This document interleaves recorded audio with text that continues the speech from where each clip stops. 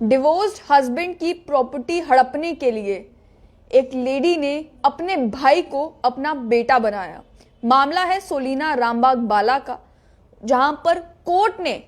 ये जिस समय कोर्ट में मामला चढ़ा प्रॉपर्टी हड़पने के लिए, तो कोर्ट ने ये नोटिस किया कि जो लेडी ये कह रही थी कि ये व्यक्ति मेरा बेटा है, वो उस लेडी का भाई था और साथ ही में जिस समय उस लेडी की शादी हुई थी उनका कोई बेटा था ही नहीं।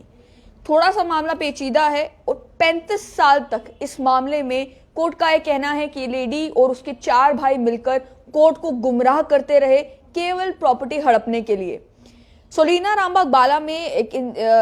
1971 में एक 54 ईयर ओल्ड व्यक्ति ने एक 21 साल की लड़की से निकाह किया। उस समय 80,000 रुपए हक महर के साथ निकाह हुआ और लेटर ऑन डिवोर्स भी हो गया।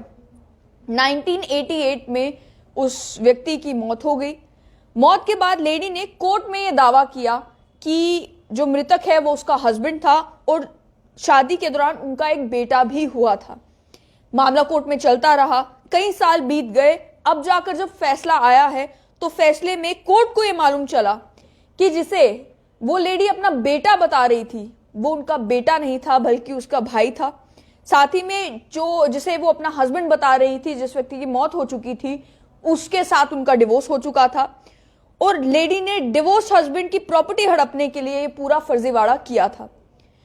इस मामले में कोर्ट ने 3 लाख रुपए कॉस्ट इंपोज की है इन पिटिशनर्स के ऊपर। साथ ही में केस रजिस्टर करने को कहा है इन सब चारों पिटिशनर्स के ऊपर, जिन 4 लोगों में एक लेडी थी, उसके अलावा उनके 3 भाई थे। जैसे कि मैंने कहा, सोलीना रामबाग बाला श्रीनगर का यह मामला है और जिन लोगों के नाम जो है वो कोर्ट ने पेश किए हैं उसमें मंजूर अहमद बकाल, अब्दुल रशीद बकाल, शफकत अहमद बकाल, ये लोग जो हैं ये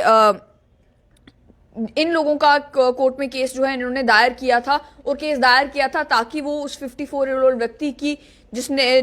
जिसकी मौत हो चुकी है उसकी प्रॉपर्टी को जब्त कर सके। इससे पहले भी एक मामला जो है वो कश्मीर में ही सामने आया था पेंशन फ्रॉड का, जिसमें मैंने आपको बताया था कि किस तरीके से एक व्यक्ति ने अपनी बीवी के फेक कागज बनाकर, कागजों में उसे अपनी मां बताकर अपने पूर्व पिता की जिन पिता की मौत हो चुकी थी उनकी पेंशन के पैसे जो हैं वो लेने के लिए सारा फर्जीवाड़ा किया था। उस मामले में भी मालूम ये चला था कि उनकी मां की क्योंकि मृत्यु हो चुकी थी तो उन्होंने अपनी बीवी के फर्जी कागज बनाकर कागजों में उसे अपनी मां बताया ताकि वो पेंशन के पैसे लेते रहे और लगभग 9 लाख रुपए उन्होंने उस समय